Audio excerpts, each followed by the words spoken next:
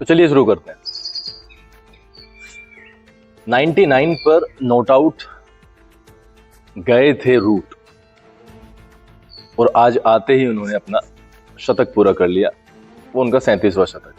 Root ने, जैसे मैंने पहले ही बोला, अनेकों बार अपने आप को प्रूव किया है। स्टोक्स नॉट आउट थे। दूसरे टेस्ट मैच में बुमराह को आराम दिया गया था, लॉर्ड्स के लिए बचा के रखा गया, और बुमराह ने, जो एक बुमराह के बारे में प्रसिद्ध है कि वो वन हैंडेड चीजें कर सकते हैं, वो इस मैच में दिखाया। बुमराह ने आकर जल्दी जल्दी 3 विकेट्स और चटका दिए। उन्होंने जो रूट को आउट किया और उन्होंने पेन स्टोक्स को भी आउट कर दिया। भारत की स्थिति और मजबूत होती है अगर टेलेंडर्स द्वारा रन नहीं बनाए जाते। और कुछ चीजें पहले टेस्ट मैच में गलतियां की थी भारत ने, वो यहाँ पर हल्की सी दोहराई गई है। 5 रन के स्कोर पर जेमे स्मिथ का कैच छोड़ा गया और जेमे स्मिथ ने अपना 8 शतक पूरा किया। तो कुछ चीजें ऐसी थी जो अगर ना होती तो भारत और अच्छी स्थिति में हो सकता। बहरहाल 387 रन पर इंग्लैंड की पूरी टीम आउट हो गई। भारत की तरफ से सिराज ने 2 विकेट लिए, नीतीश रेड्डी ने 2 विकेट लिए, 5 विकेट बुमराह के हाथ लगे। इस तरीके से अगर समअप हम करें चीजों को, तो पहले 2 टेस्ट मैचेस में जो फर्स्ट इनिंग्स के स्कोर्स थे उनसे काफी कम का स्कोर यहाँ पर हमें देखने को मिला। और ये अच्छी बात है कि जब आप रूट और स्टोक्स को देखते हैं तो 387 रन बोर्ड पर इस टाइम है, तो ये कहीं ना कहीं बेटर फीलिंग है। भारत ने पारी की शुरुआत की। जो इस मैच में जोफ्रा आर्चर को इंग्लैंड ने अपनी टीम में शामिल किया। यशस्वी जायसवाल बहुत आक्रामक बल्लेबाज है। उन्होंने पहले ओवर में क्रिस वॉक्स के उस ओवर में दिखाया, 3 चौके लगातार मारे, पहली 4 गेंदों पर 3 चौके। कंटिन्यू नहीं कर पाए, दूसरे ओवर में वो आउट हो गए। जोफ्रा आर्चर ने उन्हें आउट किया और भारत की शुरुआत वैसी नहीं रही जैसी रहनी चाहिए थी। उसके बाद राहुल ने और करुण नायर ने एक अच्छी पार्टनरशिप की। करुण नायर एक बहुत अच्छे बल्लेबाज हैं, बट जैसा मैं हमेशा मानता हूं कि आपको मेहनत के साथ साथ किस्मत की जरूरत होती है। और एक बेहतरीन कैच उनका पकड़ा गया और वो फिर से आउट हो गए। एक सेट होने के बाद में एक स्कोर को वो बड़े स्कोर में कन्वर्ट नहीं कर पा रहे हैं, और शायद उस चीज़ का उन्हें मलाल रहेगा क्योंकि 3rd टेस्ट मैच में लगातार उन्हें मौका मिला है। 5वीं इनिंग्स थी उनकी। और अगर मैं पर्सनल लेवल पे बात करूं तो मुझे बैटिंग में बहुत होप्स दिखाई देते हैं, बट अंत में जो स्कोर्स हैं वही मैटर करेंगे। तो यहाँ पर अगर मैं इस पूरे दिन को देखूं तो भारत इस टाइम ये मैच 50-50 मैं कहूँगा, क्योंकि 387 रन पर इंग्लैंड है और भारत ने 3 विकेट्स खोए हैं। शुभमन गिल भी आउट हो गए। इतने सारे रिकॉर्ड्स 2nd टेस्ट मैच में हमें देखने को मिले उनके द्वारा, लेकिन वो इस मैच में, इस इनिंग में ज़्यादा नहीं चल पाए और वो सस्ते में निपट गए। 3 विकेट्स 100-110 रन के आसपास गिरे। और उसके बाद में ऋषभ पंत, जो कि बहुत अच्छा लगा दर्शकों को देख करके, क्योंकि वो पहले दिन हमने देखा कि वो बहुत सारे मैच में उन्होंने कीपिंग नहीं की क्योंकि उनकी उंगली में शायद कुछ समस्या थी।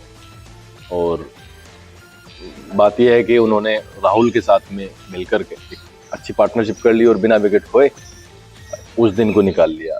बहरहाल ऋषभ पंत अब नॉट आउट हैं 19 रन पर, और केएल राहुल, जो कि बहुत सदी हुई पारी खेल रहे हैं, उन्होंने 8 शतक लगाया। और इस तरीके से भारत 145 रन पर 3 विकेट खोकर 50-50 वाली स्थिति में है। पहला घंटा आने वाले दिन का बहुत क्रूशल होगा। अगर ये दोनों ही बल्लेबाज पहले घंटे केयरफुल रह करके पहले घंटे को निकाल देते हैं, मैं तो कहूँगा पहले सेशन को निकाल देते हैं, तो भारत एक पॉजिटिव स्थिति में आ जाएगा, एक अपर हैंड होगा उसके पास में। और अगर भारत के 2-3 विकेट्स निकल जाते हैं पहले सेशन में तो मुसीबत हो सकती है, क्योंकि बहुत सारी चीज़ें फिर देखनी पड़ेंगी।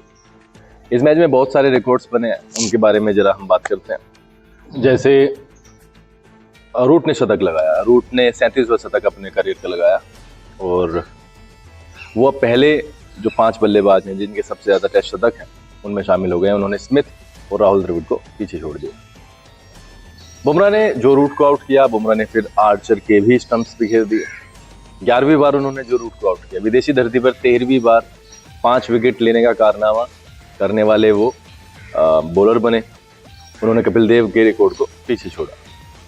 तो इस तरीके से दूसरे दिन का हाल रहा और भारत की उम्मीदें पूरी तरीके से ऋषभ पंत और राहुल पर होंगी। राहुल एक बड़ी पारी खेलने के लिए पूरी तरीके से तैयार है। ऋषभ पंत की आक्रामकता भी इस मैच में बहुत बड़ा रोल प्ले करेगी और हर मैच में वो करती है। इसके बाद में नीतीश रेड्डी और रविंद्र जडेजा, वॉशिंगटन सुंदर आने बाकी हैं। तो भारत कहीं ना कहीं इस मैच में अपने आप को 50-50 रखेगा, क्योंकि गिल वहां पर आउट हुए, 3rd विकेट डाउन हुआ भारत का। अगर ऐसा ना होता तो शायद भारत का अपर हैंड होता, but cricket is a game of uncertain things. तो ऐसा होते रहता है, कभी आप अप हो जाते हो, कभी डाउन हो जाते हो। Up and down is a part. तो यहाँ पे हम देखते हैं कि पहला सेशन किस तरीके से खेलता है। दोनों ही टीम के लिए बहुत इंपॉर्टेंट होगा। अगर भारत के विकेट्स गिर जाते हैं तो वो डाउन आएगा, और अगर भारत उस चीज को आगे लेके जाता है तो कहीं ना कहीं इंग्लैंड बैकफुट पर उसे फील करेगा। सारी की सारी चीजें डिपेंड करती हैं ऋषभ पंत और राहुल के ऊपर। तो ये था मेरा रिव्यू सेकंड डे के लिए। बहुत सारी चीजें डिटेल में बात करनी बाकी हैं, बट मोटे मोटे तौर पर स्ट्रेट सी बात है। 387 रन बनाए पहले पारी में। इंग्लैंड ने जो रूट के शतक और जेमी स्मिथ के अर्धशतक की बदौलत भारत ने 387 रन पर समेट दिया इंग्लैंड को। 5 विकेट्स लिए बुमराह ने, और 13वीं बार उन्होंने एक कारनामा विदेशी धरती पर किया। कपिल देव को उन्होंने पीछे छोड़ा। 37वां शतक लगाया जो रूट राहुल द्रविड़ और स्टीव स्मिथ को पछाड़ करके पहले 5 बल्लेबाजों में शुमार हुए जिन्होंने सबसे ज्यादा टेस्ट शतक लगाया। उसके बाद भारत ने पारी की शुरुआत की। यशस्वी जायसवाल ने पहले ओवर में क्रिस वॉक्स के 3 चौकों के साथ में शुरुआत की। ब्लिस्टरिंग स्टार्ट था, बट सेकेंड ओवर में जोफ्रा आर्चर ने उन्हें आउट कर दिया। फिर एक पार्टनरशिप हुई करुण नायर और राहुल के बीच में। करुण नायर बहुत क्लासिकल बल्लेबाज हैं, बहुत अच्छा लगता है उन्हें देखते हुए। कहीं ना कहीं रोहित शर्मा को वो रिमाइंड कराते हैं, बट वो अपनी छोटी पारी को बड़ी पारी में तब्दील नहीं कर पा रहे हैं, और एक शानदार कैच उनका ले लिया गया और जिस तरीके से उनकी पारी का अंत हुआ। उसके बाद आए शुभमन गिल कप्तान, और शुभमन गिल इस मैच में ज्यादा कुछ नहीं कर पाए। भारत का स्कोर 110-12 रन पर 3 विकेट हो गया, और भारत वहां पर एक गलत स्थिति में था। लेकिन ऋषभ पंत और राहुल ने फिर आगे का बचा हुआ दिन पूरा बिना विकेट के गुजार दिया। 145 रन पर 3 विकेट अब भारत का स्कोर है। तो यहाँ से मेरे विचार से मैच 50-50 है। पहला सेशन डिपेंड करेगा, पहले सेशन पर डिपेंड करेगा कि ये मैच किधर की तरफ जाएगा। इंग्लैंड विकेट्स लेना चाहेगा, बहुत जल्दी से जल्दी विकेट्स लेना चाहेगा, और मेरा अपना विचार ये कहता है।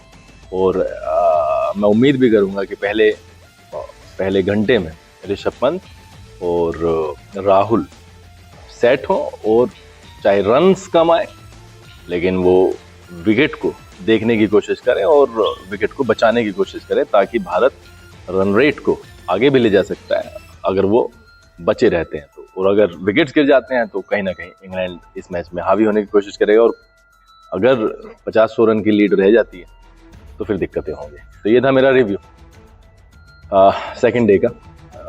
होपफुली चीज़ें ठीक होंगी और भारत इस मैच में अच्छा करेगा। इसी उम्मीद के साथ में मैं टाटा बाय बाय बोलता हूँ आपसे यही उम्मीद है कि आप वीडियो को शेयर करेंगे, लाइक करेंगे, सब्सक्राइब करेंगे, और चीज़ों को कमेंट्स में बताते रहेंगे कहाँ पर आपको चीज़ें गलत लगती हैं। बहुत बहुत आभार, बहुत बहुत धन्यवाद। आपका जीवन मंगलमय हो, आपका दिन मंगलमय हो।